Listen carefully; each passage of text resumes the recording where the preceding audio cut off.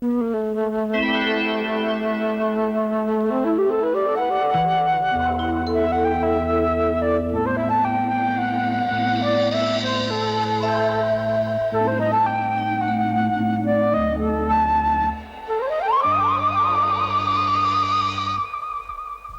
I'm Mike Dean, your expedition leader. Oh, Hans Reinhardt. Hans Reinhardt. From Germany. There are as many ideal holidays as there are holidaymakers, even if most nowadays seem packaged into the ice cream parlours of the Costa Brava.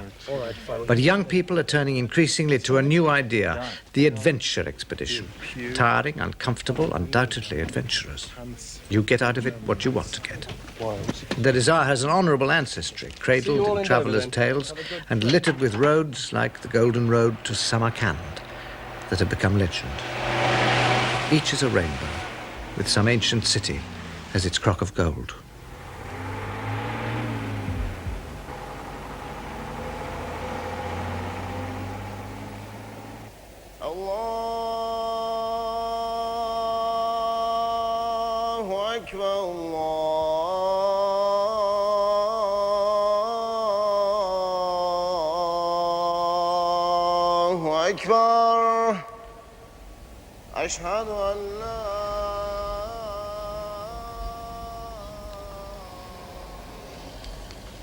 The call of the muezzin, the plain song of the Muslim minarets, beckons the faithful across the Bosphorus.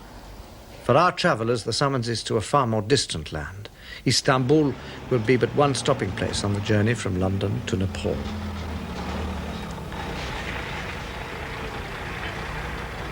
This expedition's leader is Mike Dean. He's 28 and for 3 years has driven the road to Kathmandu and back. His passengers, 25 in all and mostly in their 20s, are as mixed a bunch as you could wish. Right, here we are. On this trip, we've got Susie, who's a professional photographer from New Zealand. There's Tanya, who's a secretary from London.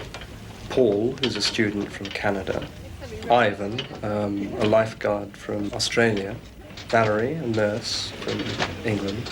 Peter, who's a Dutchman, and he's a carpenter. We've got a couple of Cockney lads, Paul and Jim. Picture postcards of Istanbul mark the true start to the adventure. There's Santa Sophia. Hagia Sophia, the great mosque that was once a church.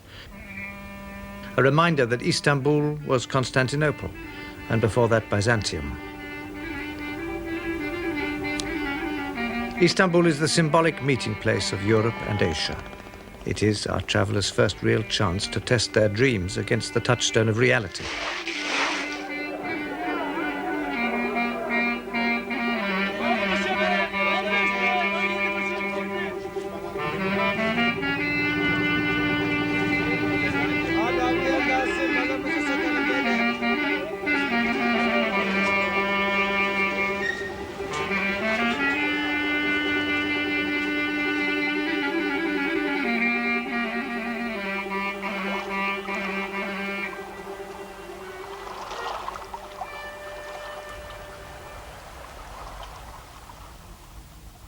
From London to Kathmandu by air is 4,500 miles. By road, it is 11,000. The party will cross deserts, 3 major mountain chains, and a segment of the earth more touched by history than any other.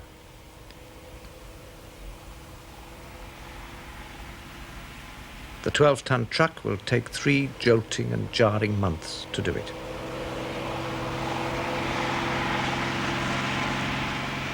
Inevitably, one wonders about the sort of man who will choose to lead such expeditions for a living, as Mike Dean has done. I worked for a firm of stockbrokers in the City of London. I was involved very much in doing investment analysis for mining stocks mainly, visiting companies that I would then write investment reports upon. I think subconsciously became jaundiced with the way of life that I was leading.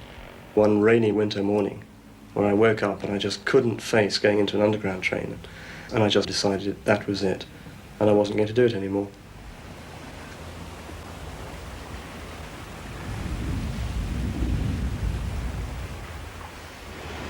The southern coast of Turkey gives passengers their first feel of adventure.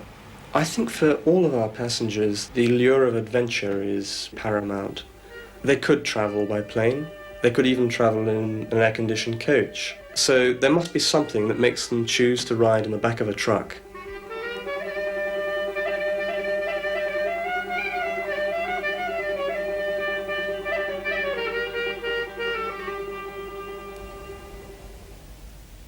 Do you know what you expect from such a journey? Or is what you seek merely what you find? Is this how you'd imagined Ephesus, famed for its temple of Diana? Do you picture St. Paul preaching to the Ephesians? Or hear the furious voices of the city's craftsmen, angered by Paul's disdain of idols, meeting to protest in the theatre that could hold 25,000 of them? All the way along there, they would have had their sort of dressing rooms and administrative rooms and so on. And then there's a tunnel which goes through from those ruins you see there right into the floor of the stage, and that's where the actors would have... What would they have done? Just acting? Would there have been lions and things? It was mainly dramatic performances and sort of choral works, I think, and so on. They had a very stylised... It's terribly high up the top there. People at the back really were miles from the stage. Yeah, but you find the acoustics in there are absolutely fantastic. Really? I mean, yeah, if you go and stand in the middle, and the rest of the group stands around the top up there, and you just talk in an ordinary speaking voice, the whole lot of them will hear you. Yeah. It's amazing. Some may see this stop as the journey's high point. Others may prefer what the next holds. That's the point about such an expedition. You never know. Where you can't stop, the passing images provoke their own imaginings. The Lycian rock tombs at Mara Demre must have intrigued the many crusaders who came this way. And they didn't have time to stop either.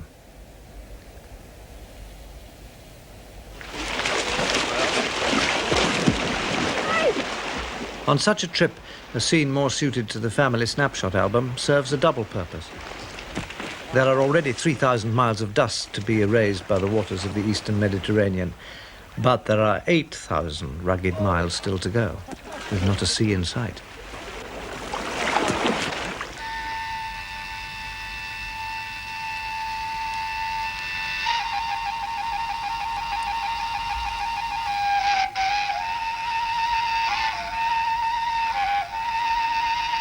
The first sight of the valleys of Cappadocia is what one might have expected from the surface of the moon.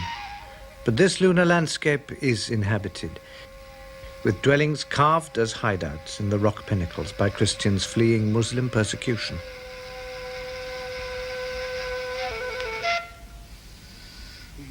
The Christians left their mark before the encroaching Muslim settlements finally drove them out.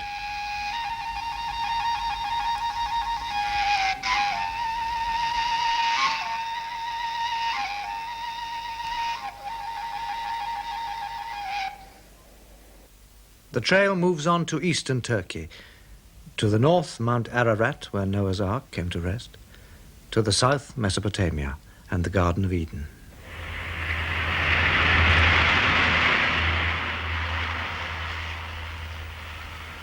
But this is no earthly paradise. The climate runs to extremes, and the fiercest day can be overtaken by a frozen nightfall.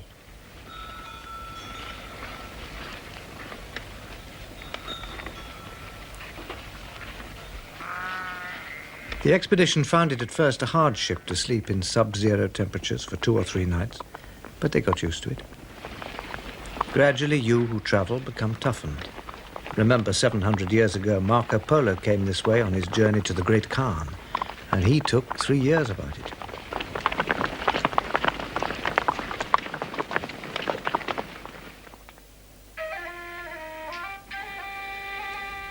But the Kurds have been here since 1,000 years before that. They have survived in areas far more remote and far more wintry. To the Kurds, the traveller is a bearer of curiosities, of cameras and plastic clothing, but he is only of literally a passing interest. What does the Kurd, tough and dignified, need with our modern baubles, when his food, his tools and his techniques have served him well enough these past 2,000 years?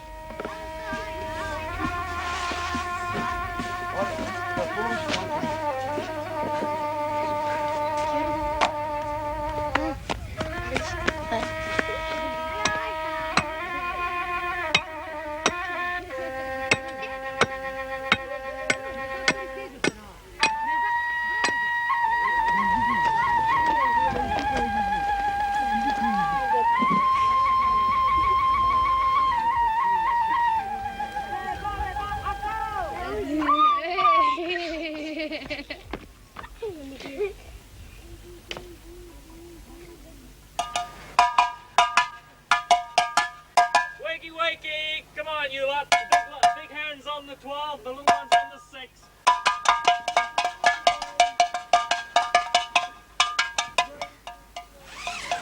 This type of trip is basically a camping trip, and it is rough camping. There are certain things one learns never to do when camping in the wild, and that is, for instance, not to camp in, say, a wadi. Even though it looks as if it hasn't rained for 2 centuries, a flash flood can take the whole lot away. Oh, well, thank you. Can I have one for soup, please? Oh, pardon me, I made it. Oh, man. Any problems?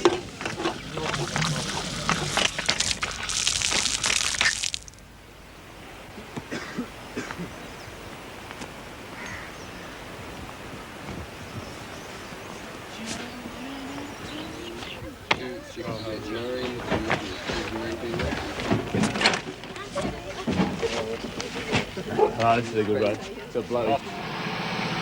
It's very important that the passengers should feel that they are responsible for the destiny of that trip and also for its day-to-day running. Groups of 3 usually will do the cooking on a specific day. They will also do the shopping in the local bazaars. 7 rupees 1 kilo. 7 rupees? Yes, 1 kilo. 7 rupees a kilo? I think they're okay actually. Yeah. You pick out They a look few a bit of those, green. okay. That's right. We got 8 in there. That was the first 1.5 kilo. Around about 30. It's hard telling whether they're ripe or not, but I think they're all soft inside. Yeah. You know, they're good inside. They're just. It's 24 we got in there, right? That's all it is now. I'm a bit suspicious of this scale method he uses. You know. Yeah. I think it depends on how he sort of holds it up in his hand. That'd be the lot then. Yeah, that's fine. That's fine.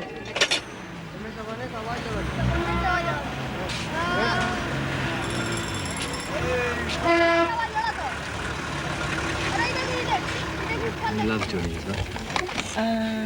Start with 5 and if there's not enough, then use the other one. Yeah, it should be enough. I'm getting an average of about 12 slices. See, the tomatoes have gone back to their normal shape after being more like plums before.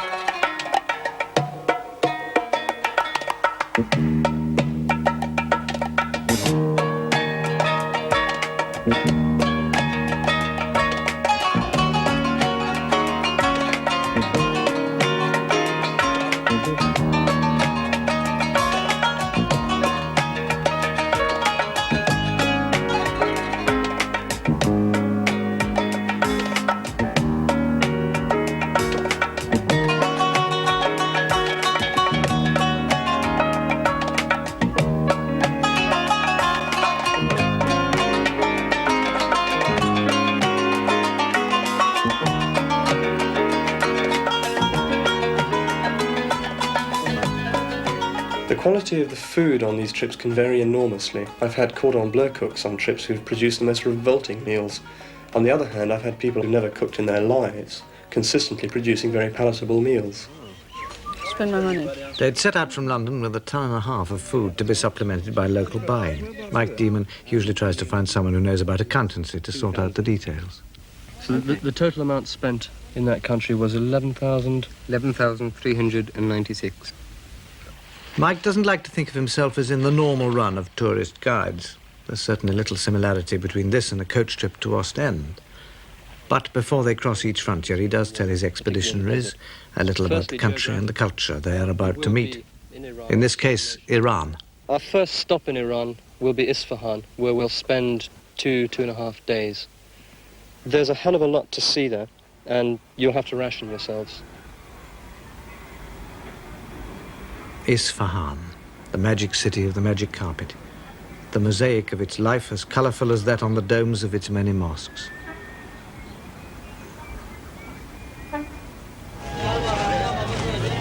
The idea of the bazaar may have been romantic.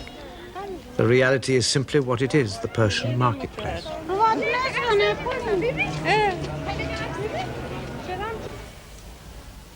The intricate artistry of the handicrafts make them ideal trinkets for the tourist.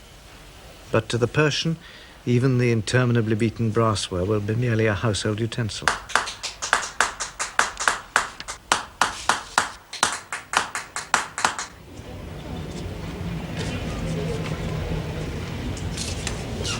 Hello. Hello. Yeah, welcome to Isfahan.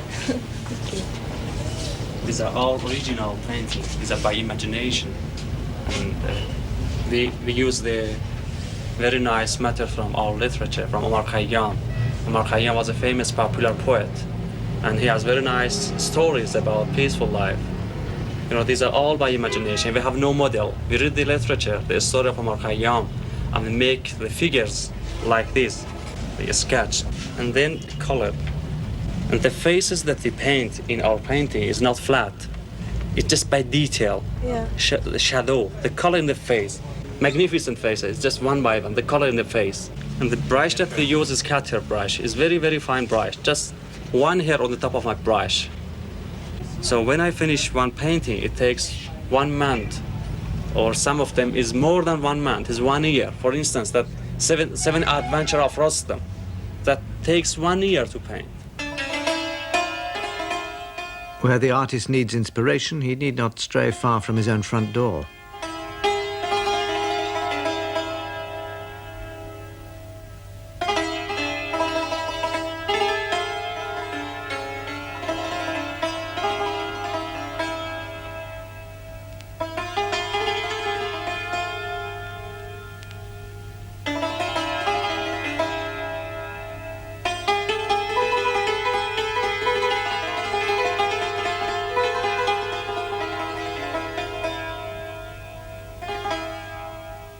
From the minarets and mosques of Isfahan, it is 400 miles south to the magnificence of Persepolis. These representations of the various tributaries that brought annual tribute to the Persian emperor, each figure represents a sort of different nationality. There would have been Babylonians and Scythians, Armenians, and so on. And you can see they're all carrying something. At least those ones there are. I think the ones there with the lances are members of the guard escorting them in to see the emperor. This is in fact one of his spring palaces, was it? Yeah, Darius stayed here in the spring, and then in the winter he'd travel up to his other palace at Ekbatana, which is modern Hamdan. And it's fantastic when you think of the distances that they covered every year just to visit their palaces. There's something like 1,600 miles at 1 mile an hour. These ruins are known as the Throne of Jamshid. If you want their epitaph, look to Omar Khayyam. They say the lion and the lizard keep the courts where Jamshid gloried and drank deep. If Omar came this way, it was a hard coming, for he lived and died at Nishapur, and between here and there lies one of the world's great barriers. Then the only way of crossing the great Iranian desert was by camel. It took up to 3 weeks. Today the expedition's truck will do it in 4 days. All right, we'll have a look at the oil baths. Yeah. Probably change the oil now. When we go into the desert, we'll have to check the oil regularly every day, and possibly... When I started in this game, my mechanical ability was virtually nil on the road. I now reckon that I could handle any problem on a diesel engine truck. Yeah, you have to check also every day when we're on dirt roads, various mountings.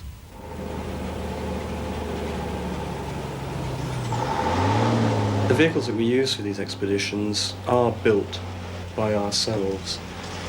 We purchase a basic chassis and we put onto it a military body with our own designed cover with clear windows in, and the sides of this can roll up in a number of combinations so that people can be exposed to the country they're travelling through.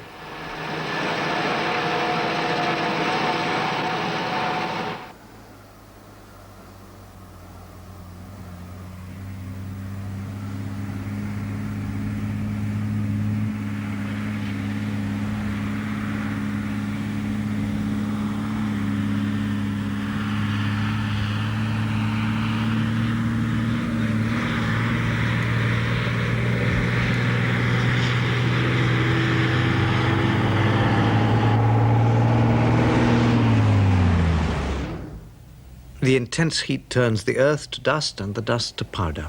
The traveller might well wonder how anything or anyone could exist in such a place. But man has furnished the desert with his own surprises.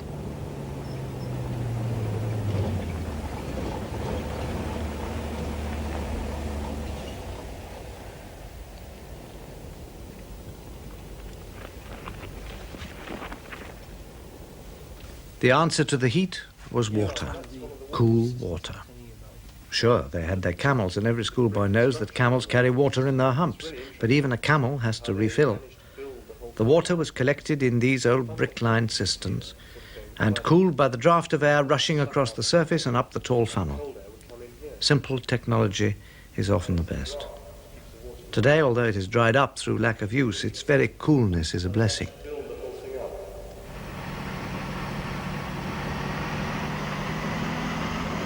It is a short respite, a comma in the long sentence of the desert.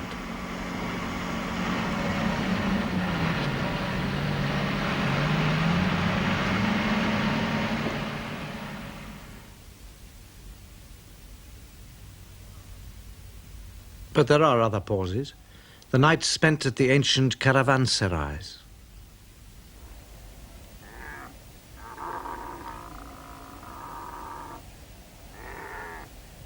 The caravanserais were spaced out across the desert at the distance a camel train could do in a day. Omar Khayyam knew of them too. Think in this battered caravanserai whose doorways are alternate night and day, how sultan after sultan with his pomp abode his hour or two and went his way.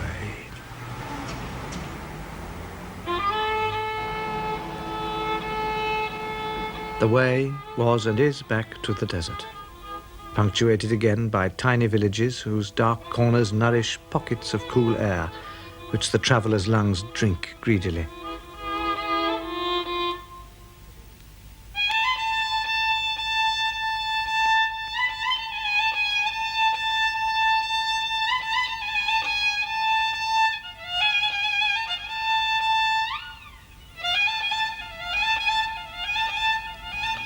It is the fourth and last day of the desert.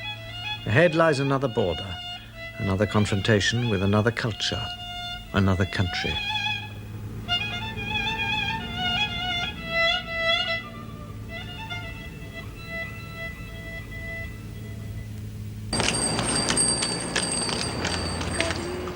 Herat marks our entrance into Afghanistan. There's a gun fired every day at noon.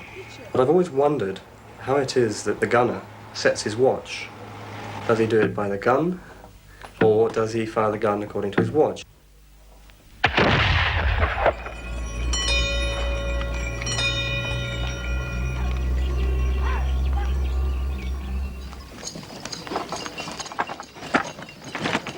The realities of travelling in distant parts, I think undoubtedly have to be different from one's imaginings.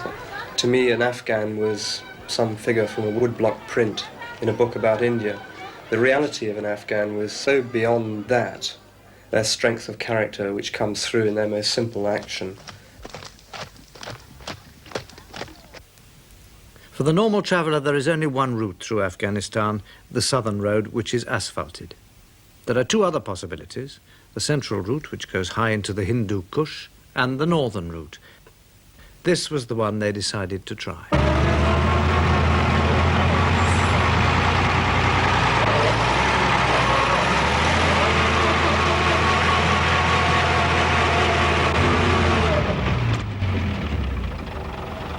your front wheel straight, otherwise you create resistance against the sand and she won't go. All right, so you've got to run them back absolutely straight. Yeah. The minute you tilt your front wheels, it just won't take. Got it?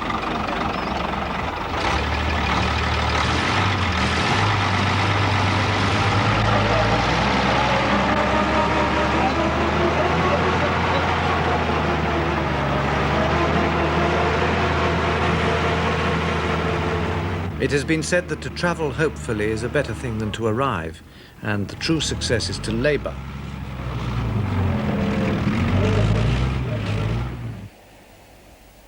For Mike Demon, the northern route proved more of a challenge than any road he'd tried before.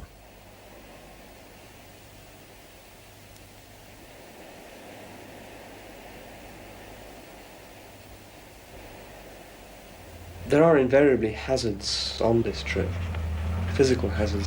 These really involve the vehicle and the roads that we're travelling on. A large proportion of the trip is on dirt roads. A fair proportion of it is on tracks which would turn a hardened truckie's hair grey through mountain passes, rutted hairpin bends. One's driving ability is very taxed on this. You have to know exactly to the inch where all four wheels are, because it is possible to drop a wheel over the edge.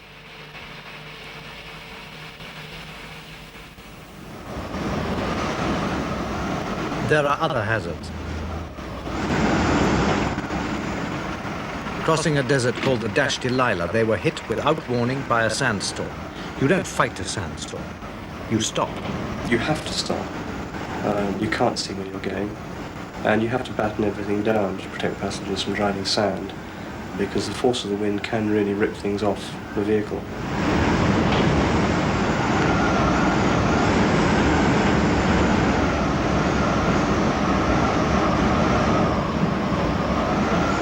Attempt to get some kind of landmarks before the visibility went completely. The sand does obliterate your tracks, and you really can't tell where you are, where you've come from, and where you're going to.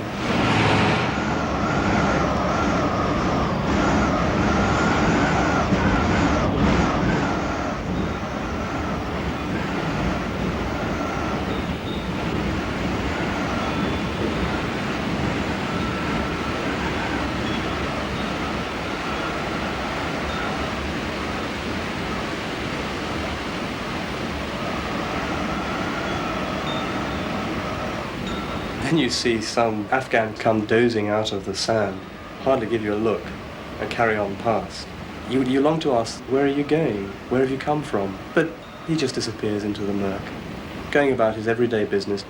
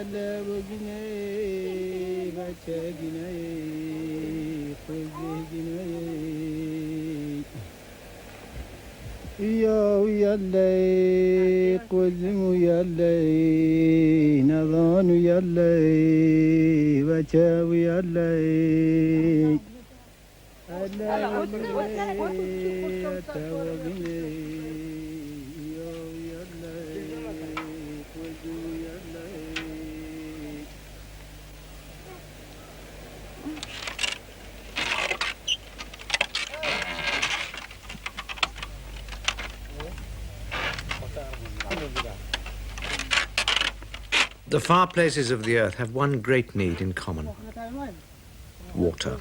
It is always the most precious of commodities, whether it comes by bucket or by tap.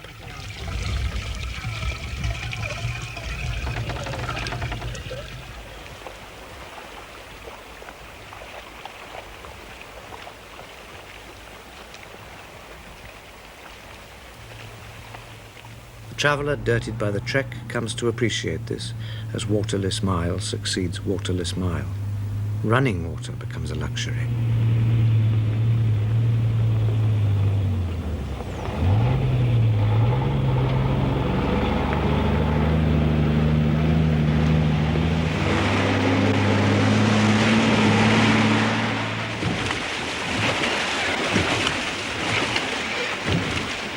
To primitive economies, water is also a necessity.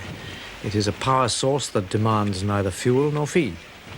The shaft and cam and trip hammers may look crude as they pound the grain, but they're not vassal to the price of oil.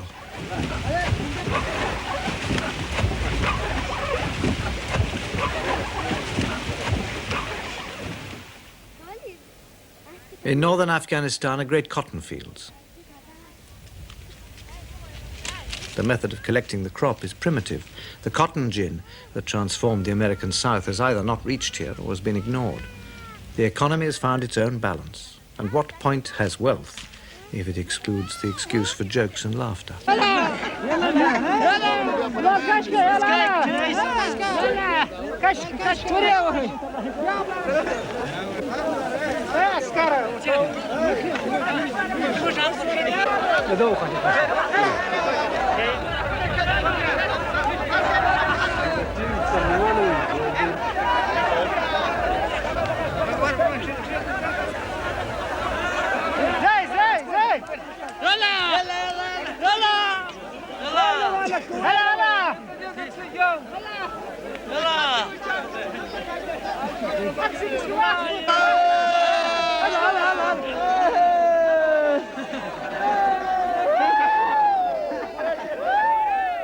As if there weren't enough mountains, they make a mountain of the cotton.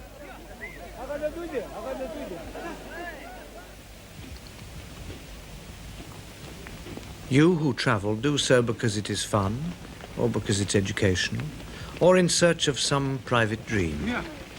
The Coochies travel because they have always traveled. They are the epitome of all nomadic tribes. They cross frontiers but offer no passport or letters of credit. Who needs a passport when he has a camel? And when the donkey is his credit. It is the ultimate in togetherness. One moves, all move. Everything moves. When they die, they are buried by the side of the trail, and the trail is endless.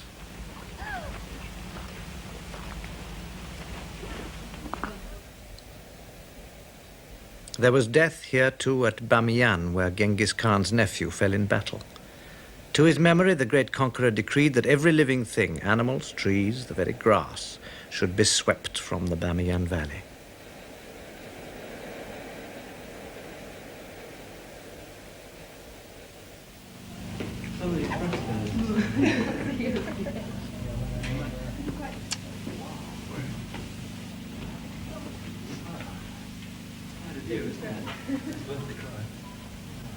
Once it was a stopping place on the old Silk Route from China to Damascus. Today it would be forgotten, but for the two Buddhas that guard it, silent, cold, immense.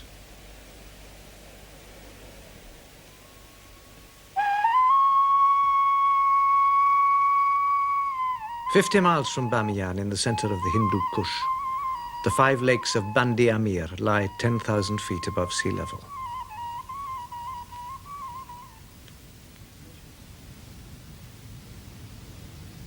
Around the creation of the lakes, a legend has been woven, a tale of a great Muslim hero named Hazrat Ali. The story is that he had a great row with an infidel king called Baba, who at the time was attempting with 1,000 slaves to build a dam across this river, and he was failing. As a result of his contretemps with Ali, Ali lost his temper rather badly and gave a great kick to the mountain up there, and it fell down and dammed the river, and that dam was known as Bandi Haibat, or Dam of Ore. Ali then got his sword, his famous sword Zulfikar, out and smote another chunk of mountain out, and that was the Bandi Zulfikar, the Lake of Zulfikar. A nomad woman nearby who'd seen these mighty feats presented him with a cheese, which he then placed in the river, and that became known as the Lake of the Cheese, or the Bandi Pamir. Then right at the very end, the villagers were somewhat alarmed because their stream had completely dried up, and when Ali had heard of their fears, he merely scraped his 5 fingers across the top of the Bandi Haibat here, which is how you get the continuous flow of water all the way down into the stream.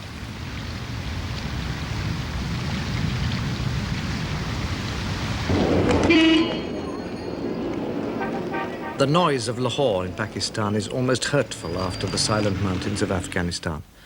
But its buildings also have a soothing elegance, echoes of the British Raj and the Mughal emperors.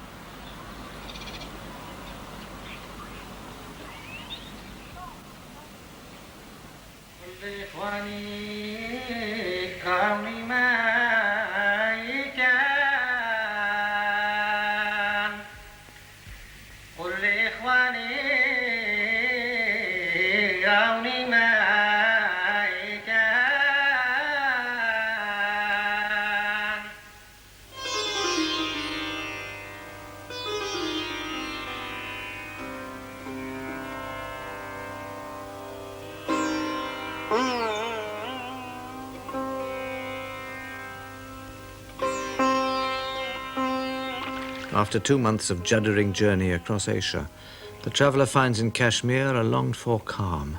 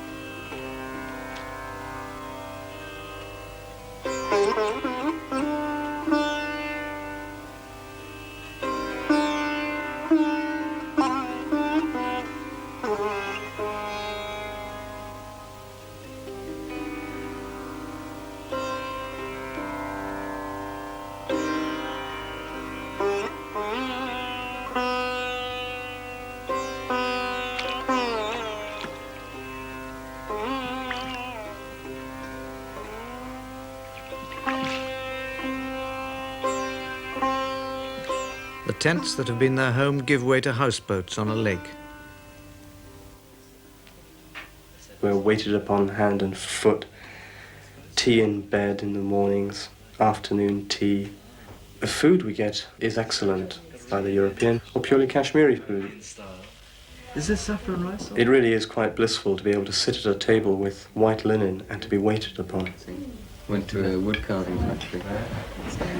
Hello. Good ride on the Shikara? Yeah. It's very good, yeah. Peaceful. People do a lot of shopping, and all the traders come to the boats and trot out their goods and invariably sell, because they're very, very good salesmen.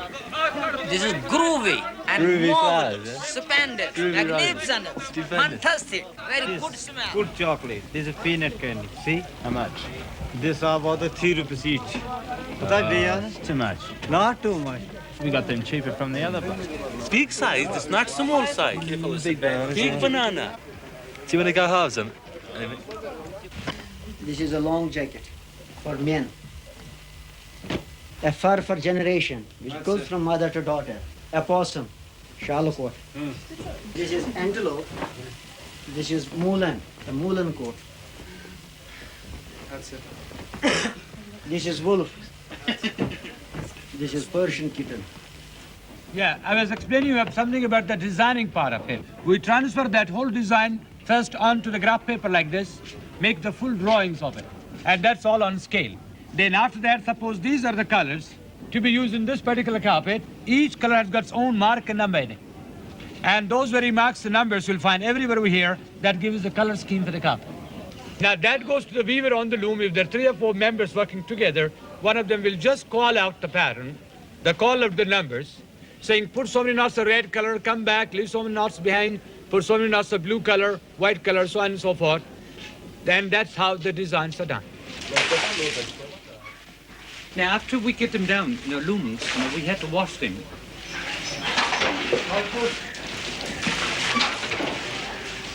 And this is what they look like when they're all completed. Look at a couple like that one. With the beautiful colors, the design in that one of it. That's like this way. They change the colors to here. Look at it this way, color in it, and then this way, it's quite different. Has this got any silk in it? No, it doesn't have any silk in it. It's all in cashmere wool, but since the cashmere wool is very famous in the world, you must be knowing it.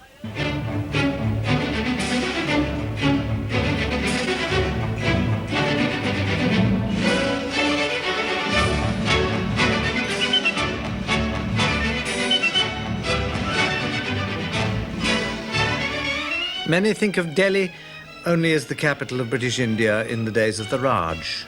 They forget that the city has 2,000 years of history, reflected in its architecture.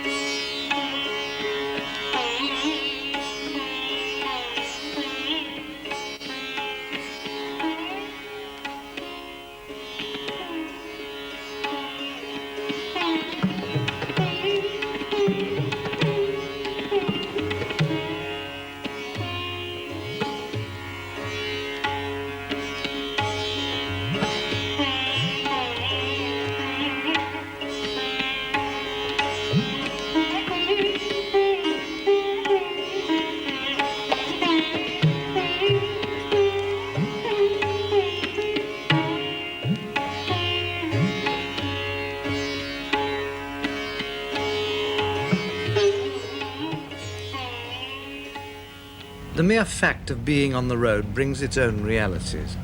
The map of our trail viewed from the armchair at home brings distant places close. You remind yourself almost with surprise that there are another 1,000 miles from Delhi to Kathmandu.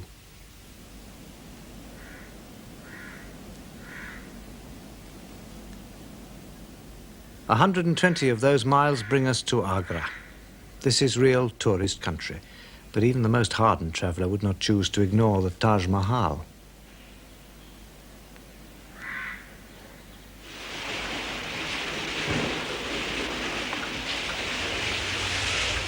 The mind of the traveller becomes sated with sight, sound, smell.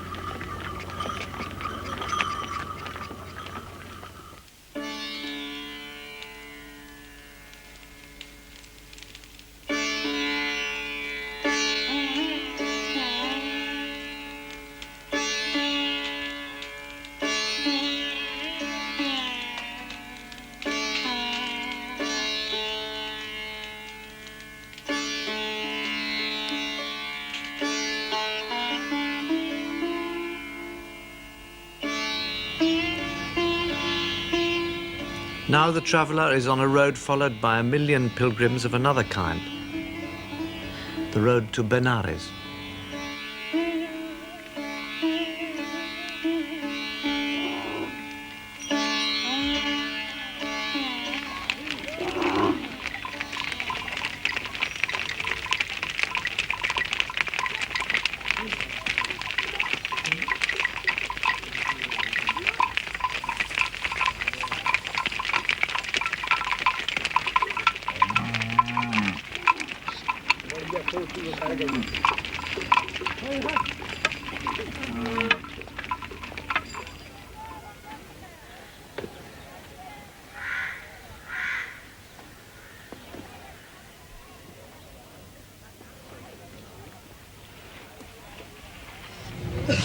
Benares is one of the world's holiest places of pilgrimage. Indians make their way here from all over the subcontinent.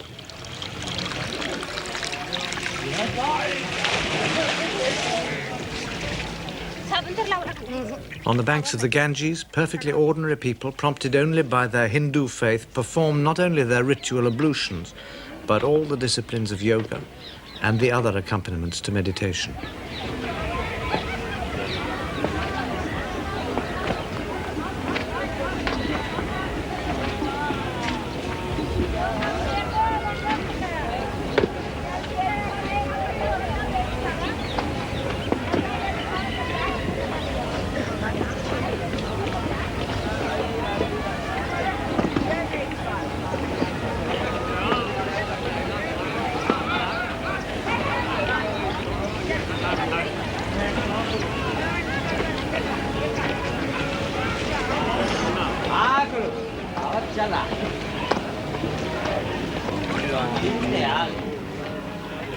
India is as crowded as one reads about.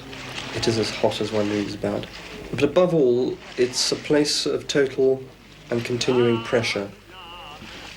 Now, some people love all of these things about India.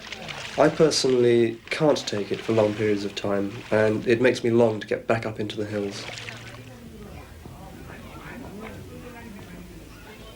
Nepal has this fascination for virtually everybody that I know. I think it's the mountains. People are always attracted to mountains, and the Himalayas are very spectacular.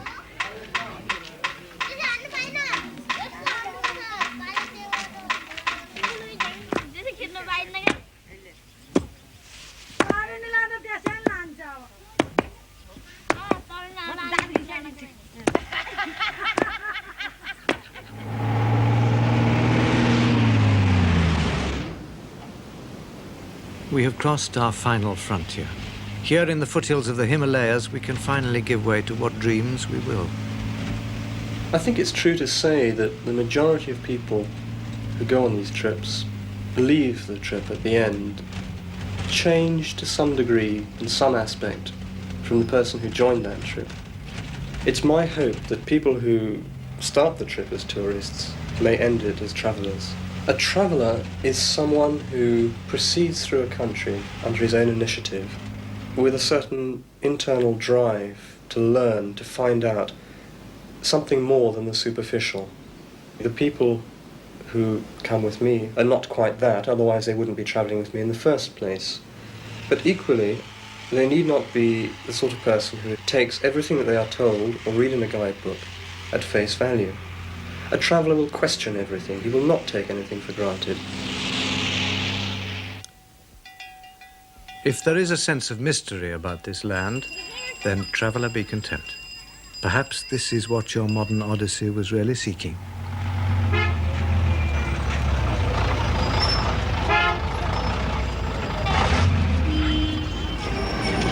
Righto, folks. There you go, Kathmandu. Journey's end. Journey's end.